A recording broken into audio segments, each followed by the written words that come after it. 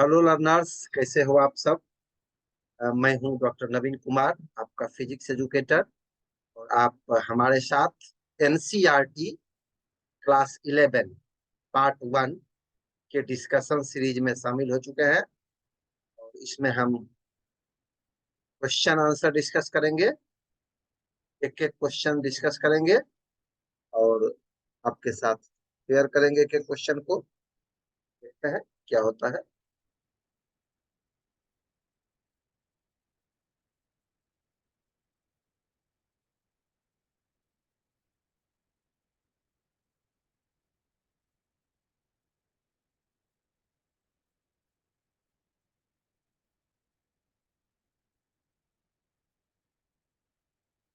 देखिए, पहला क्वेश्चन हमारा है, what is the force between two small charged spheres having charges 2 into 10 power minus 7 coulomb and 3 into 10 power minus 7 coulomb। इस question को हम लोग अभी सॉल्व करेंगे। देखो, क्वेश्चन को सबसे पहले पढ़ना चाहिए। पहला पार्ट क्वेश्चन का कह रहा है, what is the force between two small charged spheres having charges, मतलब दो स्मॉल चार्ज्ड स्फेयर है। जैसे मान लो ये एक चार्ज स्फेयर है और एक दूसरा चार्ज स्फेयर है ये, और दोनों के बीच का डिस्टेंस जो दिया हुआ है, ये दोनों के बीच का डिस्टेंस दिया हुआ है 30 सेंटीमीटर। एक पर चार्ज दिया हुआ है 2 इंटू 10 पावर माइनस 7 कूलम, और दूसरे पर चार्ज दिया हुआ है 3 इंटू 10 पावर माइनस 7। और तुम्हें फोर्स निकालना है दोनों के बीच, मतलब Q1 Q2 दिया हुआ है, R दिया हुआ है, और F का वैल्यू निकालना। F का वैल्यू निकालना है तो हम जानते हैं कि कूलम्स लॉ का यूज करेंगे। कूलम्स लॉ के फॉर्मूला का यहाँ पर यूज करेंगे। तो फॉर्मूला तुमको पता है, उस फॉर्मूला को पहले नोट करते हैं। क्या formula? F is equal to K Q1 Q2 bye are. अब यहाँ देखो, के का वैल्यू तुमको पता है। के का वैल्यू क्या होता है? 9 इंटू 10 पावर 9। Q1 यहाँ दिया हुआ है 2 इंटू 10 पावर माइनस 7। Q2 दिया हुआ है 3 into 10 power minus 7 by R दिया हुआ है 30 सेंटीमीटर। तो हम 30 सेंटीमीटर को मीटर में कन्वर्ट कर देते हैं, क्योंकि यहाँ बाकी जो भी वैल्यू है वह एसआई में। तो 30 सेंटीमीटर को जब मीटर में कन्वर्ट करोगे तो कैसे कन्वर्ट करते हैं? 30 इंटू 10 पावर माइनस 2, मतलब ये हो जाएगा 3 इंटू 10 पावर माइनस 1। अब देखो, 3 इंटू 10 पावर माइनस 1 का स्क्वायर कर दो यहाँ पर, -1 का स्क्वायर, आर स्क्वायर हो गया। अब इसको देखो, लिख सकते हो 9 इंटू 2 इंटू 3 इंटू 10 पावर। देखो 9 -7 -7 ये 3 का स्क्वायर हो गया 9, और 10 का पावर -1 है तो 10 के पावर -1 का स्क्वायर क्या हो जाएगा? 10 का पावर-। अब यहाँ पर देखो, हम कैंसिल करते हैं, जो भी कैंसिल करना है। ये 9 और ये 9 कैंसिल हो गया। क्या बच गया हमारे पास? तो हमारे पास बच गया, देखो, 3 इंटू 2 6 इंटू 10 पावर 9। अब -7 -7 ये +2 ऊपर चला जाएगा। 9 + 2 11, अब -14 कितना हो गया? -3। तो 6 इंटू 10 पावर-3 होकर यह फोर्स। अब देखो यहाँ ये जो दोनों चार्ज है, ये चार्ज ये चार्ज दोनों क्या है? सिमिलर नेचर का चार्ज है। दोनों चार्ज पॉजिटिव है। तो जब दोनों सिमिलर नेचर का चार्ज होता है तो फोर्स कैसा होता है? फोर्स होता है फिर अट्रैक्टिव की रिपल्सिव फोर्स होता है, रिपल्सिव। इसलिए इसका नाम यहाँ लिख देंगे, मतलब ये रिपल्सिव नेचर का फोर्स। आगे बात समझ में?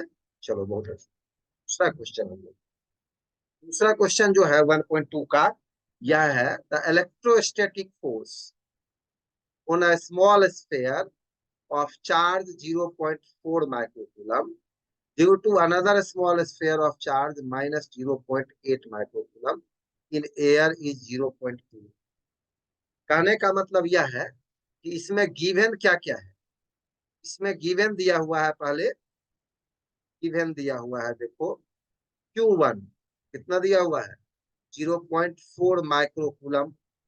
माइक्रोकूलम को जब हम कूलम में कन्वर्ट करते हैं तो क्या करोगे 10⁻⁻6 से मल्टीप्लाई कर दोगे। 0.4 इंटू 10⁻⁻6। दूसरा जो स्फीयर है उस पर चार्ज कितना है Q2, इसका वैल्यू है -0.8 माइक्रोकूलम। फिर माइक्रो मतलब 10⁻6 से मल्टीप्लाई कर दिए। फिर गिवन है एफ का वैल्यू। एफ का वैल्यू क्या दिया हुआ है, ये दिया हुआ है 0.2। पूछ क्या रहा है, पूछ रहा है what is the distance between the two spheres. देखो पार्ट ए यहाँ पर जो क्वेश्चन में है यह पूछ रहा है आर, और पार्ट बी पूछ रहा है what is the force on the second sphere due to the first sphere.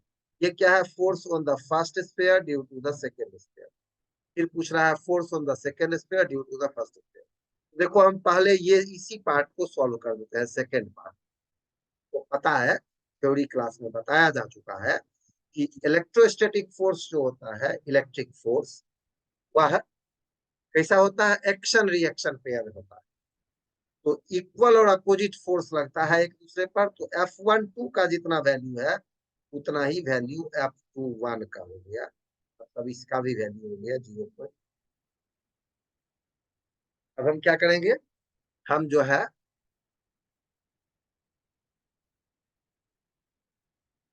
निकालेंगे आर का वैल्यू।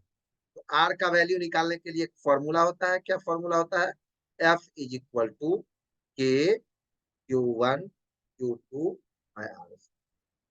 अब देखो Q1 Q2 आर का वैल्यू निकालना है। F12 मतलब एफ का वैल्यू दिया हुआ है तो इसका वैल्यू सब्स्टिट्यूट कर देते हैं। F12 मतलब एफ यह कितना दिया हुआ है 0.2 न्यूटन, तो हम यहाँ लिख देंगे 0.2 इज इक्वल टू के। एक कांस्टेंट है जिसका वैल्यू होता है 9 इंटू 10⁻9, या तो वो पहले से पता है। अब देखो Q1 का वैल्यू 0.4 इंटू 10⁻⁻6 कूलम, Q2 का वैल्यू 0.8 इंटू 10⁻⁻6 है, 0.4 और 0.8। तो ये हो गया 0.4 इंटू 10⁻⁻6, 0.8 इंटू 10⁻⁻6। अब तुम्हारे मन में एक बात उठ रही होगी, माइनस साइन 0.8 का यहाँ पर नोट नहीं किया गया है, माइनस साइन यूज नहीं किया गया है। तो यहाँ एक बात याद रखना है कि माइनस साइन का मतलब है कि एक प्लस है एक माइनस है, तो दोनों के बीच फोर्स का नेचर क्या हो जाएगा, अट्रैक्टिव हो जाएगा। दोनों के बीच अट्रैक्टिव फोर्स लगेगा, यही सिर्फ उसका मतलब है। माइनस साइन का कोई मैथमेटिकल सिग्निफिकेंस इस कैलकुलेशन में नहीं है। देखो इसका फाइनल वैल्यू निकालते हैं, हमको निकालना है आर का वैल्यू। तो आर स्क्वायर को लेफ्ट साइड ले आ रहे हैं और बाकी को राइट साइड छोड़ देते हैं। तो ये 9 ऐसे ही छोड़ दिए, 9 इंटू 0.4 इंटू 0.8 करोगे, 0.4 इंटू 0.8 कितना हो गया 32। और देखो यहाँ डेसिमल वन डिजिट के बाद है, तो इसका मतलब हो गया 10⁻⁻2 दे देते हैं। ये देखो +9 था 10 का पावर, और ये -6 था, और ये भी -6 था, डिवाइडेड बाय 0.2 है तो इसको 2 लिख सकते हो। और कोई डाउट नहीं है। अब देखो इस 2 से इसको कैंसिल कर दो, 2 16 जा 32। अब क्या करो, 2 16 जा 32 हो गया। तो हम इसको फिर आगे अगर सॉल्व करना चाहे तो ये हो जाएगा, देखो 16 इंटू 9 144 इंटू 10 पावर। देखो ये -2 है +9, -2 और +9 कितना हो गया +7, और ये हो गया -6 तो +1। और देखो ये 2 हो गया, अब फिर -6 हो गया तो 10 पावर-। अब अगर आर का वैल्यू निकालना चाहोगे तो आर का वैल्यू मतलब हो गया इसका स्क्वायर रूट। तो 144 का स्क्वायर रूट होता है 12, और इसका रूट कितना मीटर हो गया आर का वैल्यू। इसको अगर सेंटीमीटर में कन्वर्ट करना चाहो तो सेंटीमीटर में इसका वैल्यू क्या हो जाएगा 12 सेंटीमीटर। तो हमारा आर का आंसर क्या हो गया 12 सेंटीमीटर। यह पार्ट ए का क्वेश्चन था, और पार्ट बी में था F2। हम ऑलरेडी निकाल चुके हैं 0.2 न्यूटन, राइट।